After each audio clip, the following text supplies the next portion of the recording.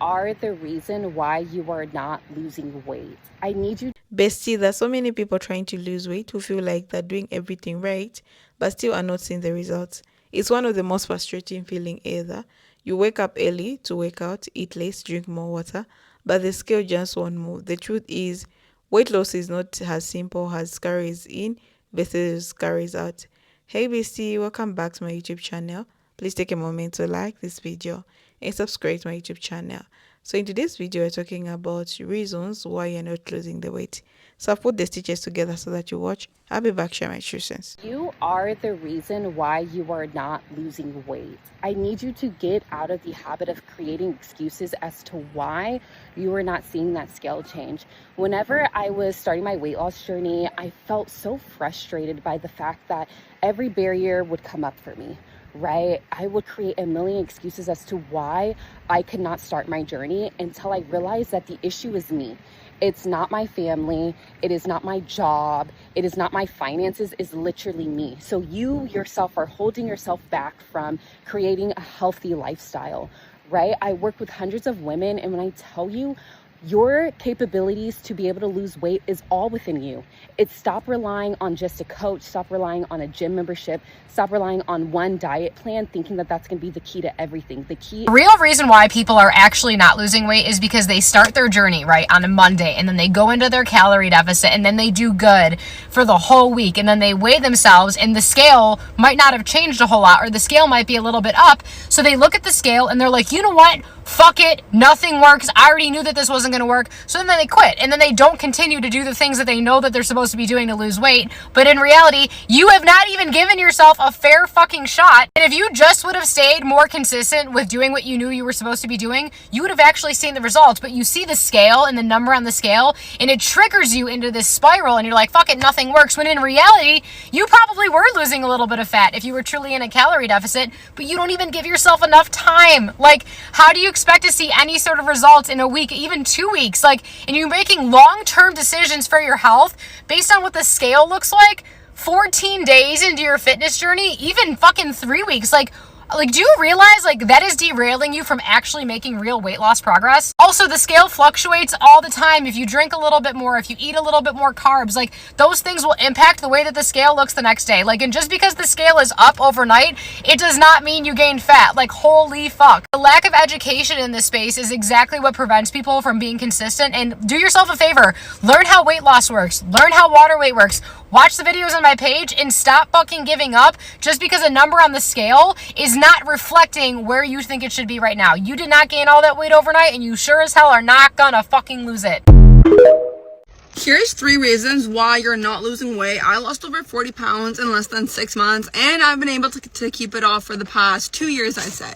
Number 1, you have the diet mentality. You think, okay, I'm gonna do this for 30 days, I'm gonna lose this weight, and then as soon as your diet is over, you go right back into your old habits. And the secret literally is to build healthy habits and take your time with it. And that's exactly what I'm gonna teach you in online coaching. I'm not someone who promises, oh, you're gonna lose 20 pounds in 1 month. That's like BS to me. Number 2, you take the whole weekend as a cheat weekend. And I hate the idea and whole concept of like cheat day, cheat meal. Like, eating a burger is not necessarily bad for you. Who says you have to be cheating if you want to eat a burger? You can still eat a burger and be healthy and lose weight. Number 3, you're grazing on so much food. And this one is for the snackers. Like, you take a bite of like your boyfriend's burger or like your daughter's whatever. And those calories add up so quickly. Here's exactly why you're not losing weight. This is me a few years ago. And here's me today, literally in my best shape in life. You're always stressed. With a high cortisol level, you will never be able to lose weight. You're not consistent. You follow your healthy routine for a week and then you give up because you don't see results. But it doesn't work like that. You're simply not active enough. In order to lose weight, you need to stay active to burn calories that you consume. You don't get enough sleep. Sleep is extremely important if you want to lose weight. This is the number 1 mistake women make when it comes to losing fat and getting toned. We all know eating in a calorie deficit causes fat loss. So we start in a calorie deficit. We begin to eat in that calorie deficit, and usually we drop our calories quite low.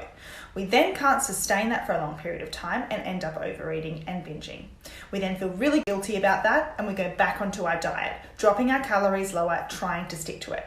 But then inevitably we binge again. We then feel guilty, we go back to restricting on a low calorie diet, and that cycle of binge, restrict, just repeats itself. The key to losing fat and keeping that fat off is phasing your nutrition. What does that mean? It means not living in a calorie deficit. You should be eating in a calorie deficit for a small period of time. The majority of your life should be spent eating at maintenance calories. Eating at maintenance calories will ensure that you keep a nice, healthy metabolism, as well as restoring any kind of biofeedback, which includes the focus on food and the ability to feel somewhat out of control around food, which then leads to binging as well. You cannot live in a calorie deficit. Phase your nutrition to spend time in a deficit as well as at maintenance and actually see the results that you want. 3 reasons why you're not losing weight. Number 1, you're too restrictive on your diet, and then in the evening, you splurge on whatever the fuck you can get your hands on. You eat the house down, you eat a whole block of chocolate, you eat fucking whatever's in the fridge. If you allow yourself more of the foods that you love in your daily diet while you're trying to lose weight, you'll lose more weight. Crazy. Reason number 2, you watch too much skinny talk or skinny Instagram, okay? And it tells you, deprive yourself of carbs, don't eat too much of this, don't eat that. Stop listening to those toxic fucking Instagram and TikTok pages, girls. They're the reason why you keep bouncing back and going into like a yo-yo diet of like, what the fuck am I meant to do? What you need to do to lose weight is nourish your body with food and move more. Reason number 3. You may not think this is related, but if you don't give yourself any rest days, your body is going to be in overdrive. And you're going to think you're not losing any weight, and you won't be losing any weight because you're running yourself into... You've been struggling with weight loss, this might be the reason. So in a recent video of mine, I talk about one of the big mistakes that I made in my weight loss journey was just obsessing about food and obsessing about losing weight and being skinny. This is probably one of the biggest mistakes you can make, and it's kind of ironic because you think you should be counting your calories and tracking, but it's kind of counterintuitive. For me personally, the more I thought about food, the more I ate, and I just ended up overeating. Not to mention my relationship with food just became absolutely terrible. So what I do now, I do what's called intuitive eating. So basically I listen to my body and I try to see which food makes my body feel good. You really need to get in tune with your body and learn your body's signals to stop eating when you're full and to eat when you're hungry. And it might sound really simple, but it's actually really, it took a lot of time for me to get in tune with those signals and really figure it out. Not to mention that it takes about 20 minutes for your stomach to send the signal to your brain that it's full. So eat slowly, let your stomach signal your brain that it is full, and really get in tune with your body to learn those signals. Don't eat until you're uncomfortably full. Second tip to stop obsessing about food is keep yourself busy. Go outside, go for a run, go see friends. I feel like when I'm traveling, I always end up losing weight. And most of the time, it's just because I'm enjoying myself so much. There's so much to see. And I just end up not really thinking about food and eating 3 meals a day, not snacking throughout my day, and being a little bit more structured about it.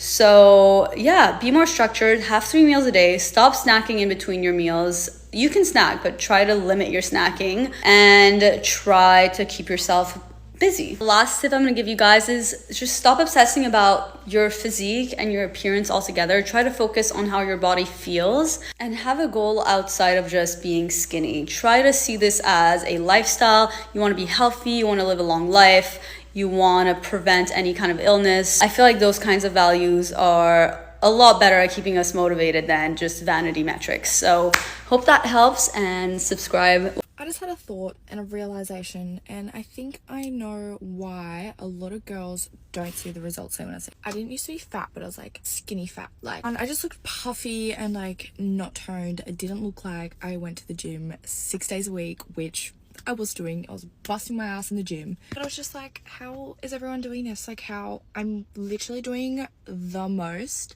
and I look like I don't train. Like, it was so frustrating, but it was literally 100% my diet. Like, there's no question about it, because I was like training.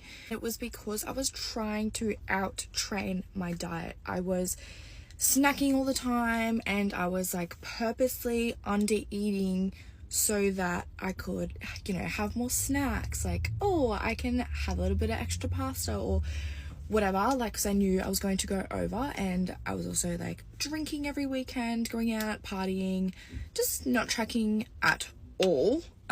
It's not like I had no idea about nutrition either. Like, I knew how to track, I knew how to do it, I just wasn't doing it. And then paired with this, I was also not given the right calories for my body. So doing both of these just led me to gain fat. So if you're training so much in the gym and you're eating healthy and doing all the right things, or you think you are, definitely pay attention to your calories, because at the end of the day, that's literally what's gonna make you lose fat. Like, just is what it is. Class is in session with Kira today. Today we're going to be talking about why you might not lose weight on the scale when you start your strength training journey. It's about to be very clear that I did not go to school for art, but I do have my bachelor's in exercise science. This gal right here, it is you, it is me, it is the strong sister. She is lifting weights consistently, she's trying to eat more protein, and she's around maintenance calorie level. And over time, she's going to be losing body fat and building lean muscle mass. And she's been really consistent with her strength training journey. But she might notice that the scale has either stayed the same or maybe even gone up a little bit. And I want to talk about why. This is actually really common to see the scale do this, especially when you start your strength training journey, because you are losing body fat, but you're also building lean muscle mass. So you might not see the number change, because as you've lost that body fat and you've lost that overall weight, you've also gained some lean muscle mass. But this is not at all a reason to stop strength training. Truly, the number on the scale is not where we are winning. We are winning right here with the loss of body fat and the gain of lean muscle mass. This is your body recomposition, and over time, as you are strength training more and you are staying more consistent, eventually the scale will start to change. But in general, this is the bread and butter. This is what we want to see: the loss of body fat and the gain of lean muscle mass. And if you need a program to follow along to at home with literally just a set of dumbbells that you can do in your living room, be sure to check out the SSU method. This is a 6-week program that I created,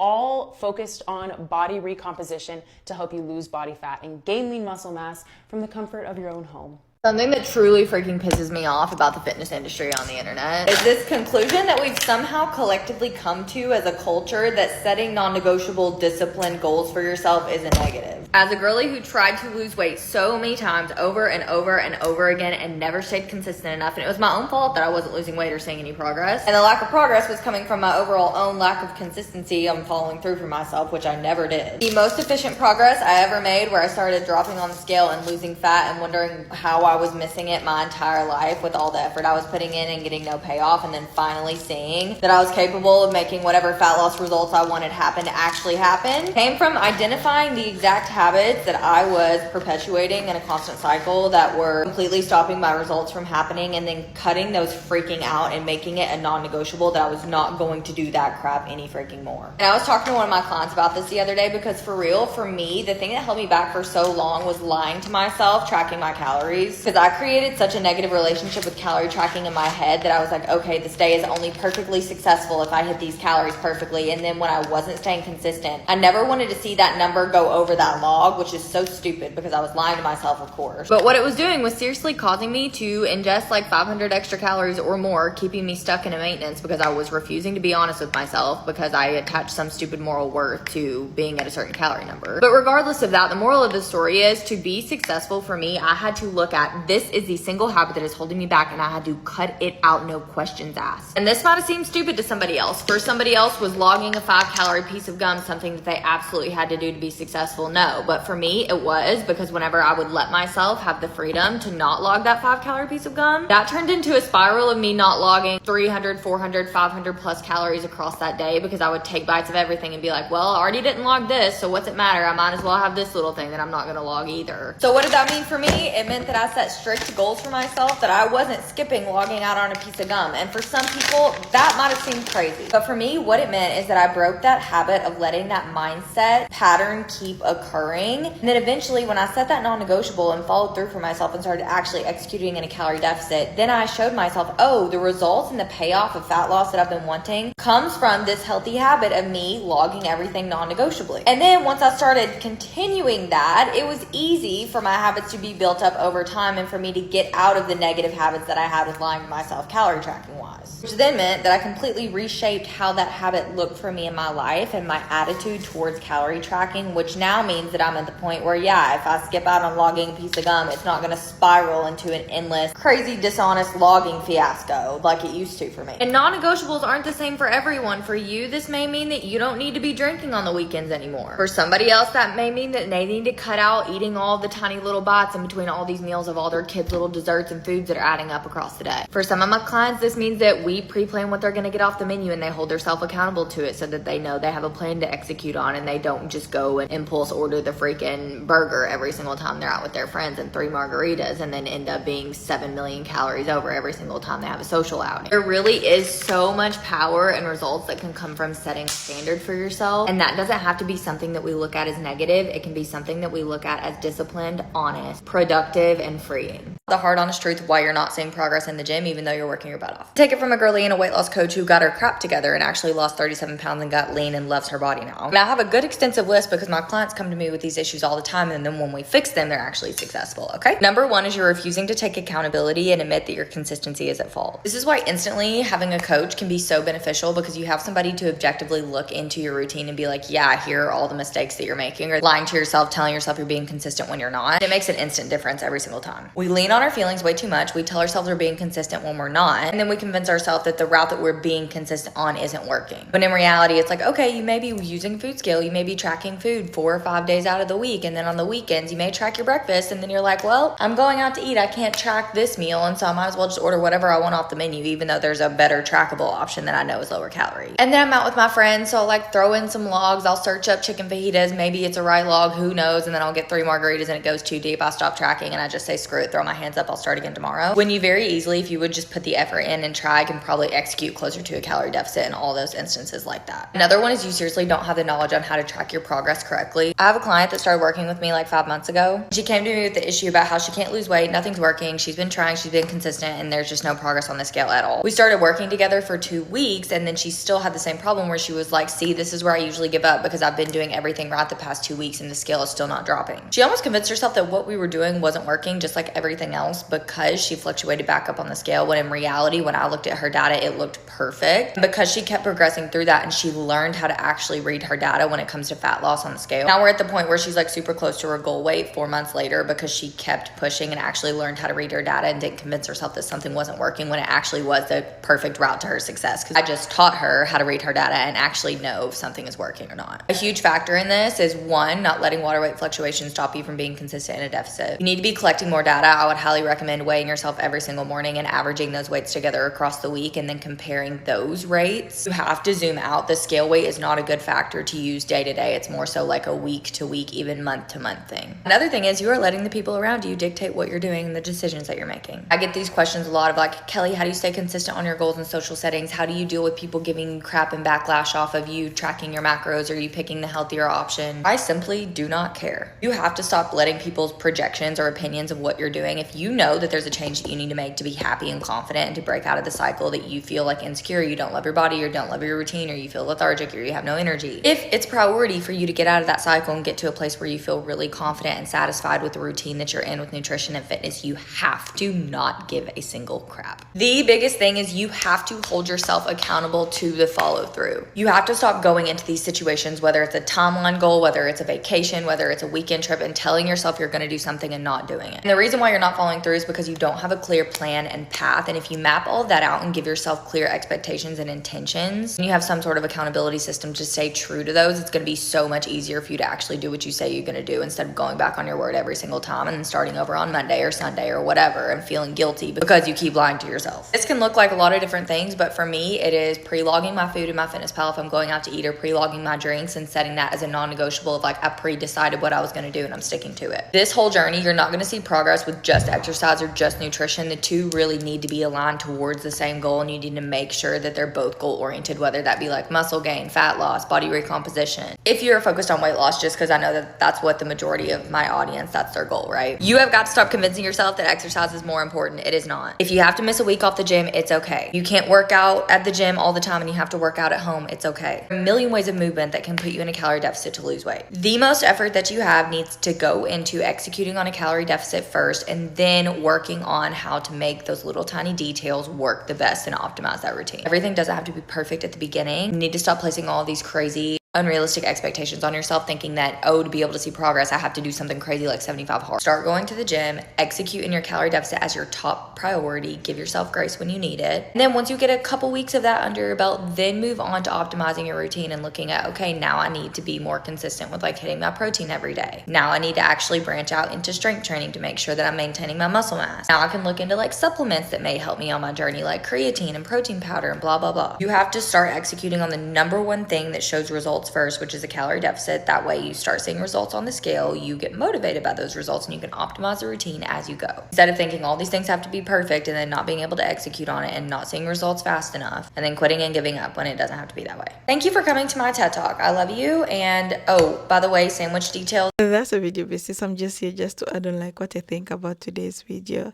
So bestie, one thing you should know, there are a lot of hidden reasons why your body may be holding on to fat, even when you're putting the effort every single day. Sometimes it's not that you're doing something wrong, it's that your body is responding to the stress you're putting it through. Bestie, one of the biggest reasons you may not be losing weight is because you're under constant stress. Your body is stressed, it releases some hormones, the stress hormones, which tells your body to hold on to fat, especially around your belly area. Even if you're eating healthy and exercising, your body won't let go of the fat because it feels like it's in survival mode. That's why managing stress is just as important as eating right and working out. Sleep, journaling, meditation, or even taking walks alone can help you lower your stress levels and bring your body back into balance. Another thing, bestie, is another thing which slows down your weight loss is lack of sleep. Most people underestimate how powerful rest is. When you don't sleep enough, your hormones get out of balance. Your hunger hormones increases, your cravings get very stronger, and your metabolism slows down, bestie. You end up eating more without realizing because your body is trying to find energy from the food since it didn't get it from the rest. So even if your diet is clean, poor sleep can completely block your progress. So take note of that. Another thing is eating too little can also stop your weight loss. Many people think eating less is the fastest way to lose weight, but that can actually make your metabolism slow. When you drastically reduce your calories, your body starts to hold on to fat because it thinks you're starving. It's in survival mode. Instead of burning fat, your body conserves energy. That's why you can be eating very little but still not losing anything. The key is balance. Eat enough to fuel your body, but not too much that you go into the surplus. Another thing is hidden calories can also be the reason your weight loss is not dropping. You might be eating healthy food that are secretly high in sugar, oils, or sauces. Things like smoothies, salad dressing, coffee creamers, or healthy protein bars can contain hundreds of extra calories. When you add up them throughout the day, you might actually be eating more than you think. Always be aware of the portion sizes and check labels because small things can make a huge difference. Another reason could be inconsistency. You might be eating clean during the week but relaxing on weekend, or you are working out hard on weeks and skipping the next. Wow, weight loss thrives on consistency. Your body needs a steady routine to adapt and respond. Skipping days or bouncing between different strategies confuse your metabolism, making it harder to see real progress. Discipline is not about perfection, it's about showing up for yourself even when you don't feel like doing it. Sometimes you're not drinking enough water. Hydration plays a massive role in fat loss because it helps you to flush out toxins and keeps your metabolism running effectively, okay? When you're dehydrated, your body slows down in digestion and you may feel bloated or constipated, which makes you feel heavy. Drinking enough water helps you regulate your appetite and give you energy to push through the weeks. Another thing, bestie, is hormones also play a major role in weight loss, especially for women. Hormonal imbalances caused by stress, birth control, or thyroid issues, or even menstrual cycles can make losing weight harder. You might be doing everything right but still feel stuck because your hormones are not going the right way. In such cases, focusing on hormonal balance through your diet, sleep, and stress management is more important than just cutting the calories. Another thing, bestie, the hidden factor is not tracking your food accurately. You may think you're eating within your calorie limits, but without tracking, it's easy to underestimate your portions. A small snack here, another extra spoon of rice there, it's all add up. Track your meals, even if it's a few days, can help you realize where those extra calories are coming from. Awareness brings control, and control brings results. Sometimes your workout are not changing enough. You might be doing the same type of exercise every day, like walking or light cardio, without pushing your body to adapt. The body gets used to the same routine and stop responding.